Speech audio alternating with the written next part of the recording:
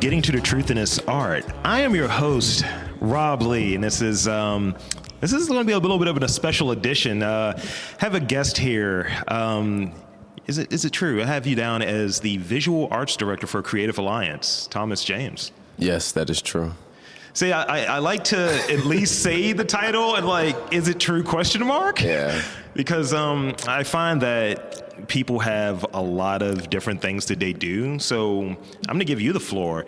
Could you describe your work in this curating space, this visual art directing space? What are you doing out here? Yeah, I mean, so I would consider myself an arts facilitator in every aspect of the word. So that's creative, that is administrative.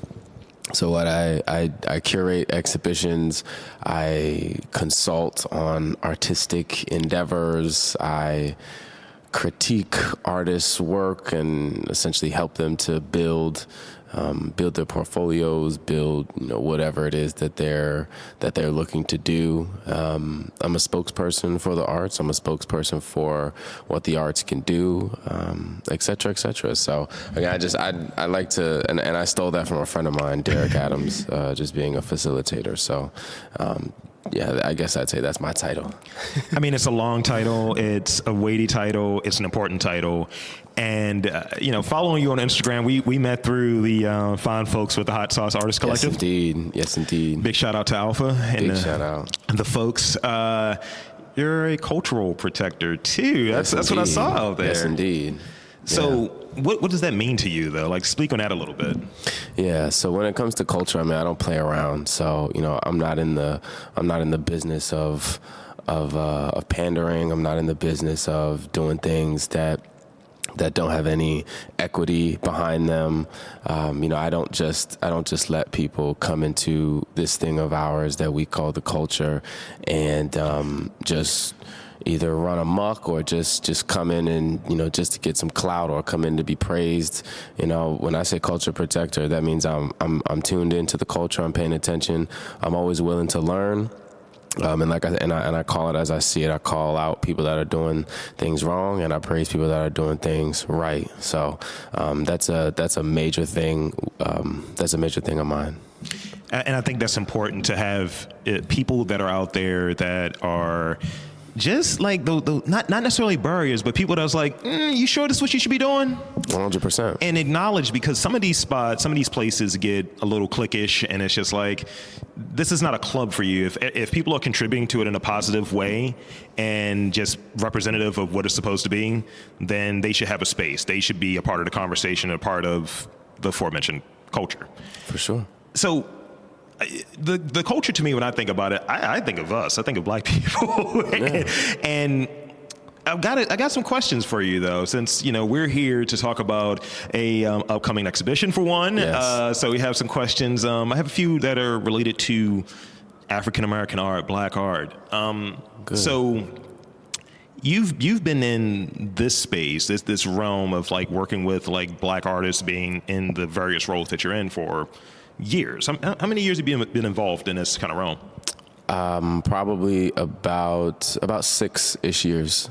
So this question is still going to work. Then it's good. It's good. Okay. So the question was framed as is connected to having a Black president at a point when we had Obama in there and having that period, and it's a thought has Black art, has African American art move past being called African American art? Is it just art? What has your take been, since during that time you've kind of grown as a professional in the field during that time, and to where we're at now? So what are your thoughts on that? So it's hard to, that's the thing, because of the history, it's hard to separate the African American Black art from just art in general, meaning, and I don't know if I said that correctly, but what I mean is, if you are a Black artist and you are creating, you are a Black artist at the end of the day, especially if you are a Black American artist, because of the history of this country and the world in general, but because of the history and the way that it has been purposeful, that Black artists, Black creatives, Black inventions have always been erased throughout our rhetoric, throughout our history, teaching, stuff like that. It's always going to be, like nowadays, it's going to be important to say a Black artist created this was created by a Black creative, yada, yada. Even if the work doesn't necessarily have to do 100% with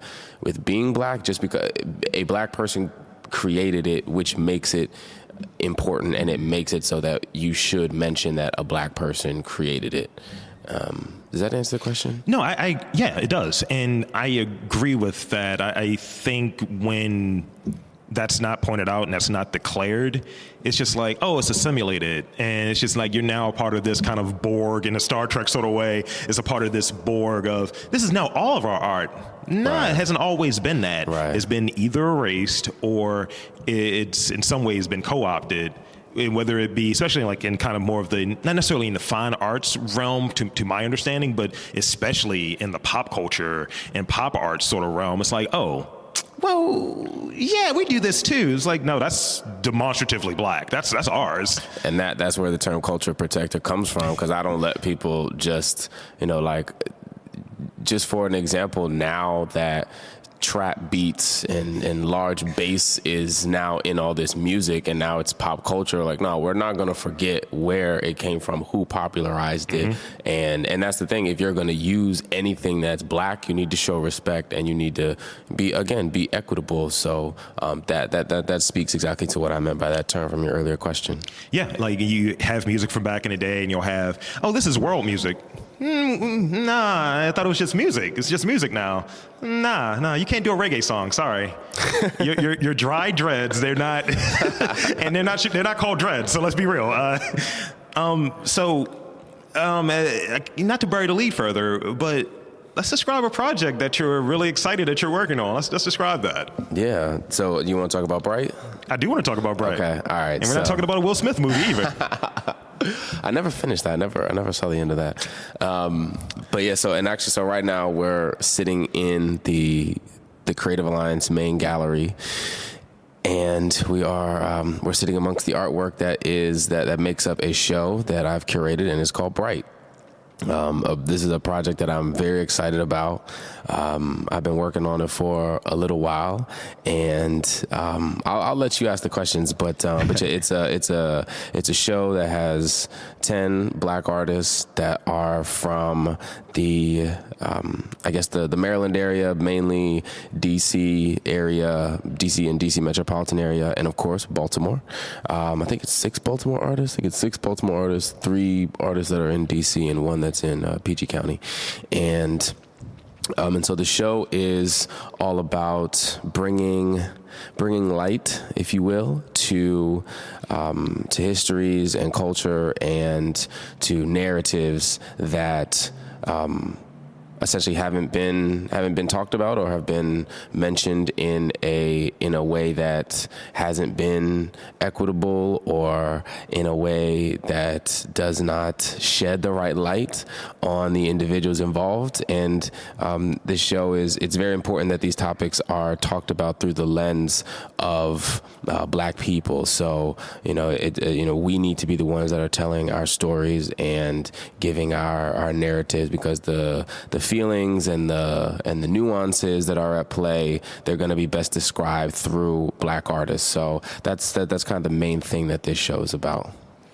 But that sounds like it's great and it's very timely, and that's running for the better part of a month. It's running through February the 6th through February the 6th through March 20th right now. So it's like a 6-week run, 7 weeks, something like that. Okay. Yeah. I mean, and or March 10th, something like that. It's good to have it. It's good to have it out there, and it definitely, I think, having like Black people involved with it's important to have the artists, but also have Black people involved with running it and leading it. And what are your thoughts on that? Because that seems like it's not, I don't know if that's a common thing, right? Like, speak on that a bit. Like, how common is it to have as you put out here, like nearly a dozen black artists, and it's like I'm coming up with this exhibition, and it really has like black fingerprints throughout and all over it, and it's just like literally a FUBU situation for us by us. Right. It's not common. In the arts realm, the numbers are crazy. It's like 4% of curators are black. Less than 2% of artwork that are in major museum collections are made by black artists. Less than 8% of exhibitions in major museums involve black artists. So, I mean, just think about that as just as a starting point. So having black people put their ideas together and then actually put on a show such as this one is not common at all. And we're at least here, I'm trying to help to be a trailblazer and someone that is making sure that our stories are told, and they're told by us, again, in an equitable way. So you said this was something that was a project and then a vision that you had for a while. So in that visionary sense, what was that amount of time that kind of went into, and like, was it, I need to definitely have this person has to be involved, I'm calling this favor real quick. How did that kind of work out for you in your head with coming up with, this is what I want to see, and being on the cusp of it, like being out there now? Right. Yeah, I mean, a lot of it when it comes to creating exhibitions and just major art projects in general, sometimes it's like, which comes first, the chicken or the egg? Sometimes it's either or. So with this show, I had the idea for this show. It didn't look like this at all. It was just a few artists that I had seen, and I enjoyed their work, and I was like, you know what, I want to put these artists together in a show. I don't know how, and that was probably like 4 or 5 of these artists. And then as the pandemic hit and everything kind of slowed down, I got some time to kind of sit back and kind of think about this show in particular, what it was going to look like. I started to meet, whether virtually or, whatever, all these other artists. And I'm like, okay, you know what, this person will be good. This person will be good. And then really as I guess very, as of recently, my focus has really shifted towards narrative and equity. And I keep saying that because I really want to drill that home.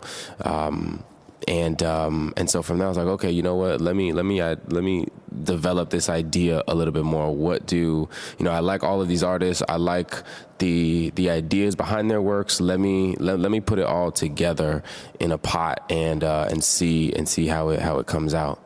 So you're speaking of like artistic gumbo, right? Yeah, for sure. So for someone out there that's like listening, that's in that space of like, I recognize and I want to be more equitable and more knowledgeable of that. What would you tell them to do? Because sometimes when you're hammering it home, people still don't get it. It's like, Very do true. This. But what do you mean? I mean, do this. Like literally do this. Support the artists. Support them in meaningful ways. What would your kind of like some ideas that you would present to someone who it's just not firing for them? Right. So I would say there are many different ways to be equitable, and so one a simple way is to create, if you're in an artistic space where you put on exhibitions and things like that, because that's one of the easiest ways for artists to put their ideas out there. One of the easiest ways is to give shows to folks that haven't had shows before, and also really, what's the word I'm looking for? And really prioritize artist development. So I have this space here that I curate in at Creative Lines. I have this space here, and there are a few artists that are in this show. Some of the DC artists, they've never shown here in Baltimore. Some of the Baltimore artists, a couple of these artists haven't shown certain pieces, ever in Baltimore. For one artist, this is their first major gallery show. So when we talk about equity, we're talking about essentially prioritizing and giving extra help or assistance. I don't know the right word, but giving what you can give, more than like in a equality sort of way. So let me break that down a little bit further. So equality is giving a show to, or telling an artist like, hey, you know, I want you in this show of mine. And let's say they've never been in a show before. They probably don't. They may not know how to price their work, how to safely transport their work, how much this should cost, how much that should cost, yada yada. So being equitable means going So equality means, you know, just treating every artist the same.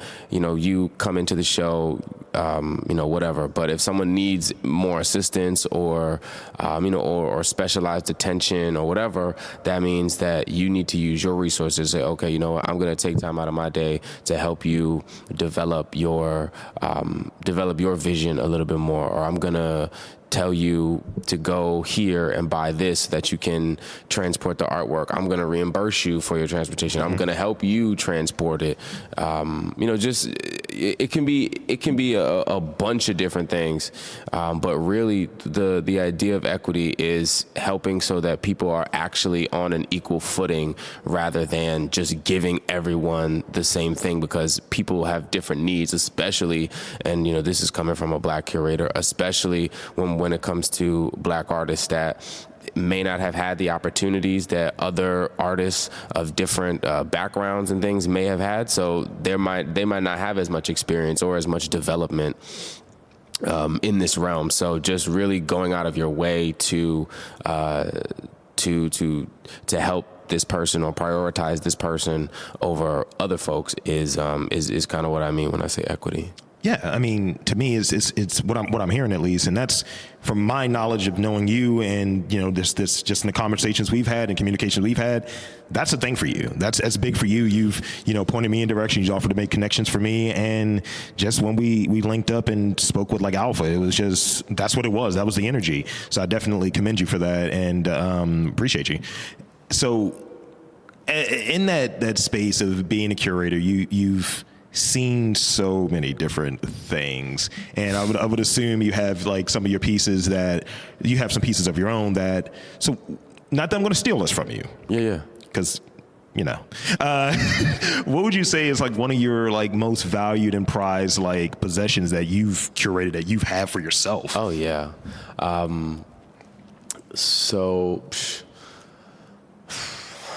And I'm not going to steal it. You don't have to tell me the location or the, you know, it's all good. The locks and all of that stuff, you know? I would say my most prized possession as far as artwork goes.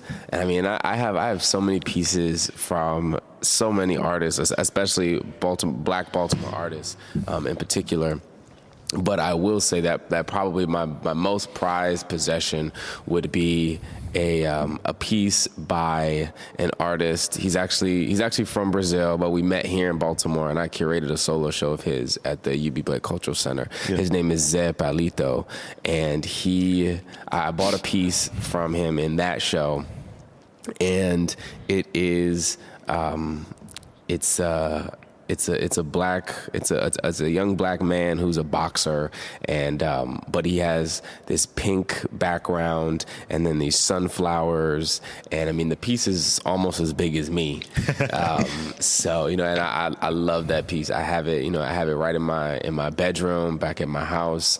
I love looking at it. Just not only the vibrancy from it, but just like it's so delicate, but the nature in which the boxer is, you know, just kind of living in if you're a boxer, you know, the work that you do is inherently violent in some way, but the way that Zé, you know, painted this figure, it's like I said, it's so delicate, and so there's so much duality and just so much story behind the piece, and that's definitely one of my favorites. I would say that's probably a prized one. That's good to hear that kind of that curator and that kind of critique viewpoint on it. And I don't know if you can see the cat burglar mask forming, but I'll be over there. If people came in my house, you could definitely steal some good artwork. But it's not a good idea to try. But you definitely could. I dig it. So. Putting on that more of that critical and that curator hat again, what are you looking for? Like when you're like looking at someone's work and like, all right, I see this, but what am I getting out of it? Like, how do you critique someone? What is your approach or what have you? And maybe that's a weird question, but what is your approach? That's a great question. Yeah.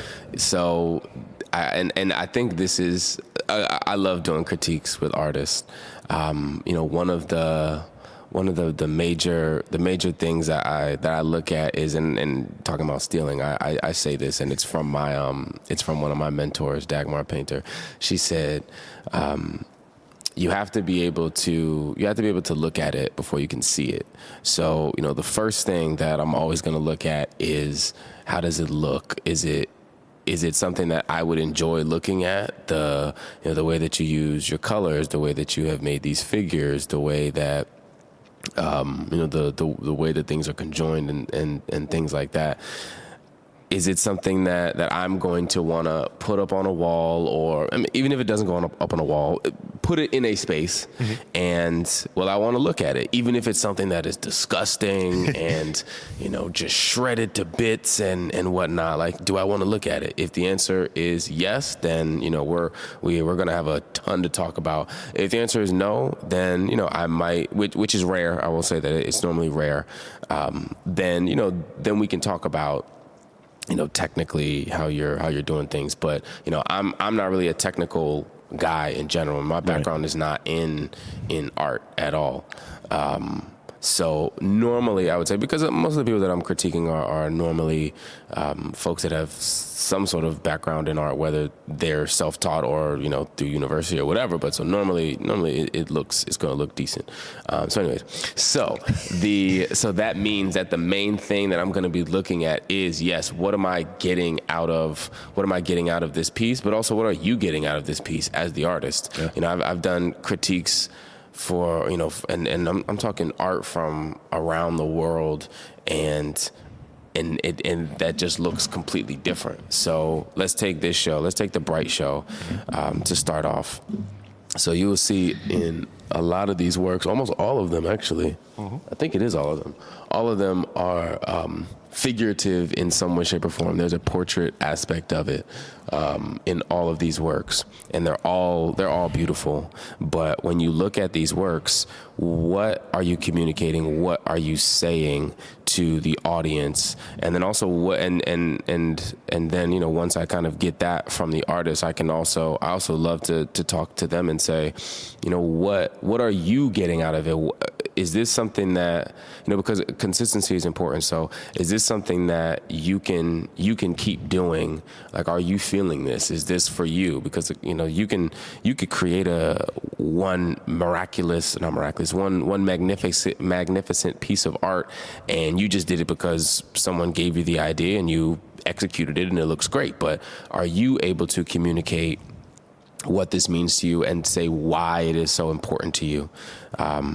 Like the first piece in this show is called Museum Guard by Andrew Gray. And you look at it and it is, it looks like a great piece. It's larger than life. Yeah. There's some wonderful artwork in the back, and color-wise, like he did a wonderful job with contrast and blending these colors and things like that, and it looks great. Yeah. But the more important part is, why is this in the show? From a curatorial standpoint, why did I think it was important to put it as the first piece in the show? And that's because of the message that it's communicating. It's, again, in the art world, in these museums, I just gave you the statistics. It's less than 8% of black artists are in museum shows. But if you go through museum staff, I guarantee there's going to be a higher percentage of black people that are in these quote unquote essential positions, and so just like kind of opening the show with a bold statement like that, even though the piece is so, it's so beautiful and it doesn't necessarily, if you look at it, it's just a scene that you see. So you don't necessarily think that it is political, but it's very political. So in that, and looking at the, I guess the purposefulness of it. Yeah. Looking at the last image. Yep. That seems to me like it's the mouth is obscured. So, is that one of those things? And maybe I'm wrong. I don't know, but is that one of those things that are we silenced? Is that the message that I'm supposed to get out of it, or cause I don't know art. Nah, you know what? I'm that's a good eye because again, the show's called Bright, but I wanted to end it on a kind of a dim. Like ending, because I shouldn't say dim. That's not a good word, but I mean a darker ending. Yeah. So the piece that you're referring to is called "It Is What It Is" by David Ibata, and the image itself, again, larger than life. Wonderful technical work. But then if you sit back and you think about it, it looks like someone that you would pass on the street. Yes. And again, and when, especially when it comes to our culture, and when we think about when someone says it is what it is, normally that means they're either giving up or they're content with the situation or whatever the case is. And so especially for a show like this, I thought it was important to not only bring light to all of these different, like I said, histories and ideologies and really just the practices of these Black artists in general, but then also bringing it back to the point of kind of looking at it like, you know what, it is what it is. This is what we have to do in order for our voices to be heard. And like you said, the mouth is covered up. And so, yeah, it's definitely conceptual in that way. And again, when we talk about critiquing artists, it's those sort of things that I'm looking for in, as an artist. Can you explain that to me? Can you create something to where that's something that I take away from it? Can it be larger than just this is a wonderful painting? Sure. And so and these are. All these things are important when it comes to critiquing art as a curator, when it comes to choosing which artworks you want to put in your shows, where you want to place them, things like that. And I think it's like going back to that earlier point about just, having Black fingerprints throughout the whole process. I think we're the only ones that really capture the different shades of color that Black people have. Like, I've seen people do worse. Like, every Black person does not look like that. And I mean, there are 3 Black people in here right now, different shades of Black, but different Black people in here right now, 100%. And we're all different shades of brown. And I think having that representation from the artist is important because, as you touched on, there are figures in here, there are faces in here, and the tonality in the images are all different, whether it be minute or like wide. So that's important. And when you don't have that represented in terms of the curators, in terms of the artists and so on, it's lost. And you see it a lot of times in photography. It's like, kind of not getting that light right, are you? And I remember it was a big thing in the television program Insecurity. We're talking about like you're shooting people who are of a darker skin color, and you're getting all the different like pigment, you're getting everything just right. And I think that's important from having that representation on how we're presented and our figures are presented. So I have a few more questions, and then I'll give you one more chance to shamelessly plug, because I like to do shameless plugs on this podcast. I appreciate that. So let's see. I got a few Baltimore questions. Yeah, as many questions as you want. So if someone wanted to be a curator or what have you, and they wanted to go into that space, it's like, how do I get in? It's like, I've run into people to say, I don't know what art is. I don't understand it. And it's like, I am not the person to talk to. So, and people don't think that they can't speak on what they're looking at, or let alone curate it. What advice would you give for someone that wants to, especially a Black person, who wants to get into it and be able to appreciate art more, maybe even curate it or maybe even critique it? So I would say the first thing to do is to start going to shows. The first thing to do to be to become a curator or an arts facilitator, which means that you wear many different hats, is to first go to those spaces. So in Baltimore, whether that is the Baltimore Museum of Art, or whether that's Waller Gallery, whether that's Creative Alliance, whether that's UB Blake Cultural Center, go to the places where you're going to see this this contemporary art, the local artists.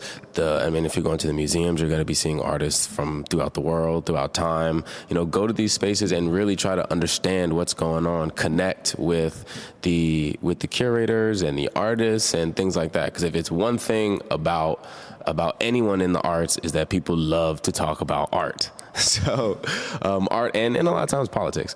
So that's the first step. The first step is going there, and then from there seeing where you fit in. My background is not in art at all. I have a business administration background, but everything I guess you could say is considered self-taught. Mm-hmm.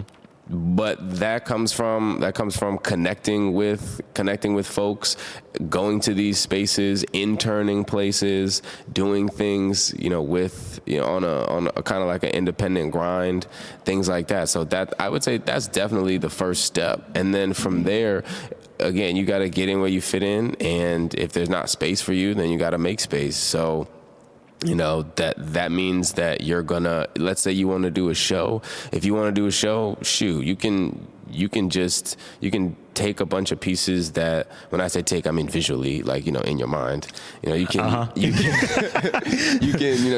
come to the Bright show and you can look at all of there's 20 some pieces in this show. You can look at the 20 some pieces in this show and say, okay, I ought to put this one here because I think it tells this story, and I ought to put that one there because it connects that from there. That's the first step. The first step is creating something for yourself in your mind, and then from there, and then from there putting the pieces together to actually make it come to life, which, again, that's going to take a little more finesse, but that's where to start. It's like one of those things, because my background, business admin and all of that stuff, and data analyst and all of that, and it's like you start looking at like data visualization, and you hear people who may not have that as their background, like I'm a hard data guy or hard data girl or have you, whatever that situation is, but they know how to present the data in a way like, can you tell a story with this? And it's like, use that in the same way. Like, are you telling a story? Why did you do it in this way? Why did you use it in that way? And it's like, are you just progressing? Are you adding things together that kind of make sense to be connected? Or even planning out something? Like, we were talking a little bit earlier, this is going to be a part of my just love letter to Black folks for February. Mm-hmm. And it's like, does this make sense? And I've had people ask me, why are you only doing Black people for February? It's like, all caps, duh. D-U-H, all caps. So in the last few questions, I haven't hit the Baltimore stuff because I got to hit the Baltimore stuff. Please do. It's the Baltimore podcast. Who, and this may be a tough question, actually. Mm-hmm. Who are maybe three artists that you think are just killing it, that people don't really know about too much right now, like who are on the come up, like that are like local? See, I knew it was gonna happen. See, I got you. Hey. Oh, jeez. Or not even three, because then it's the people always think it's like, oh, this is top three. Yeah. I mean, look, I can just cop out and I can just talk about some of the Baltimore artists that are in this show. Spin it. You dig? Spin it, yeah. All right. So we're gonna keep it right here, just because there's so many artists that I can name. So we're gonna keep it right here. So the first one is gonna be Megan Lewis. If you see. How many pieces you got? She got 3 pieces in this show? Yeah. I think it's 3 pieces in this show. Megan, she's doing these just crazy portrait pieces of Black people. And, I guess the technical aspect of her work is remarkable. There's the second piece in the show is called Still Don't Know, John Wayne. And so, it has a Black man with a cowboy hat, and, so it's speaking to the history of Black cowboys. And I think there was a study, and it was probably like 1 in 4 cowboys back in the day were black. So it's an interesting history that she's touching on. But then technically, the technical aspects of her work, her practice is so loose with these faces, and then she's adding in all these colors, and it's just a joy to look at. So she's definitely on the come up.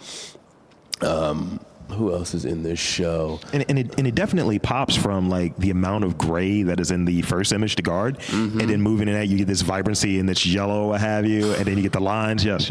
It's crazy. I was impressed with myself. I was like, dang, you made a good choice putting that right there. Pat yourself on the back. It's hard work. But the next artist is Schroeder Cherry. He's an OG. He's been doing these.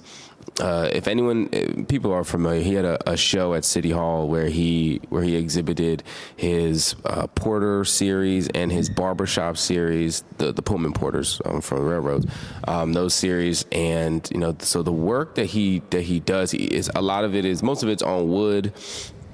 So like the history that he brings forth in his Pullman Porter series is something that I didn't even know too much about. Besides, the only thing I knew was that Malcolm X was a porter, but he brings so much context to it and just adds so much story to. I'm like, yo, you need to like direct a movie or something, or be a consultant or something.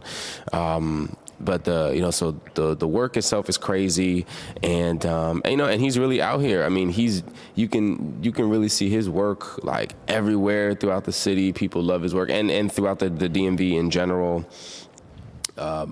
Schroeder's work is crazy. So everyone should definitely know about him. And I'm trying to see who else is here. I think we got somebody else coming in. And then another piece in this show is Erin Mitchell. She is she's a self-taught artist here in Baltimore. Hey, Kyle. She's a self-taught artist here in Baltimore. And her work is, she makes these beautiful portrait works, but the practice that she has, she puts this, she does all this cool stuff to these unstretched canvases, and so then they're actually, none of them are actually like stretched. So she has this practice to where she can actually like bend the canvas, and it comes off of the wall. Like it's really crazy.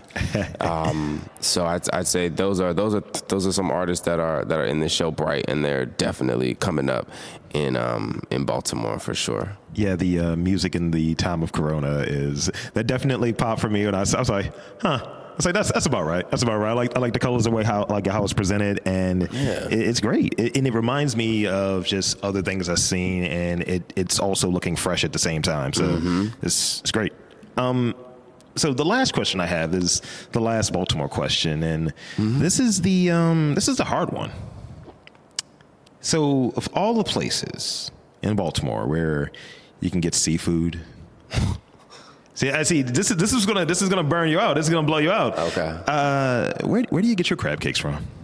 All right. Now be wise in what you say here, because people have left the show because of this question. And that's the thing. I don't want to disrespect anybody in Baltimore, so I don't even.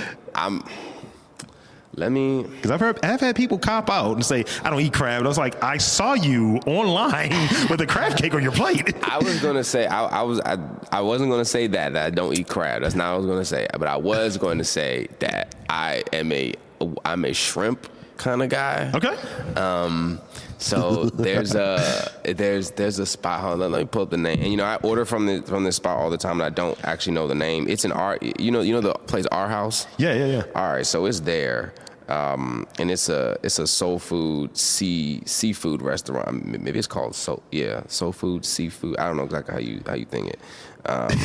Like exactly how you would say it. But I'm looking for. Are you talking Creole Soul? Creole Soul. Yep. Okay. So I love Creole Soul, especially there. The banana pudding. I'll get that and like a shrimp po' boy, and bruh. Okay. Let me tell you.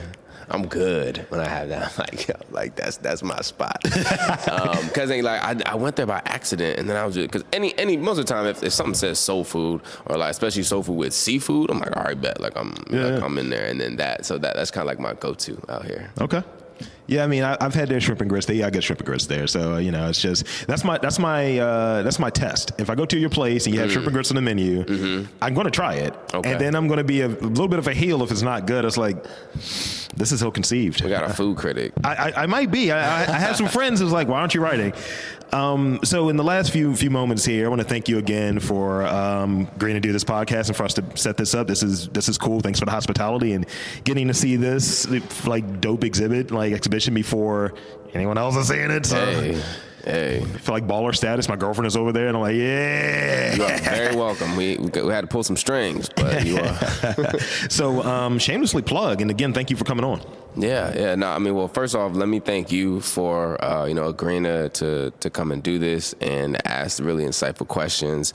If I've been long-winded or anything, I get that a lot. I love to talk, but it's an honor really to bring you, who does these wonderful podcasts, bringing you into this space and having you look at the work and have you ask me questions directly, relating to the work and stuff like that. So it's been an honor to have you here. Thanks. Shamelessly plug, man. Come on down to come to Creative Alliance. We have the show Bright that is on display right now through March, and then we're also going to have a show on the second floor of Creative Alliance by another great up and coming Baltimore artist named Quirky. It's called Umi Says. So it's going to be, and so this, I guess this is 11 Black artists in the Creative Alliance space. It's right in time for Black History Month. So equitable. That's their word again. But not. I mean, this show is a really great show. I mean, if you want to see artists in your area, whether it's DC, PG, obviously Baltimore, and because right here in Baltimore, in Highlandtown. Come out and see the show. Come get to know the artist, and again, this show is here to start a conversation. So we want these conversations to be in Baltimore and to be in these spaces that are that are displaying art, and then beyond. One of the big reasons that I brought artists from the DMV here was because we're Baltimore and DC are sister cities, and I feel like there should be more connections. So that's also part of this show too. So we need to talk about that, whether these conversations are, inwardly facing as far as the Black community goes, or whether it's outwardly facing, and we're talking about anything else that has to deal with how the Black community is affected by people that aren't Black. That's really what this show is about. So I feel like the community, everybody's going to get a lot out of this show. So come down to Creative Alliance and come check them out. So there you have it, folks. Do my sign off here. So for the talented, the art facilitator that he is. Thomas James, I'm Rob Lee, saying that there are bright spots and there are art everywhere in Baltimore. You just have to look at it, and have to look for it, and you have to come here to Creative Alliance February through March. Be there. Indeed. Thank you. So thank you for listening.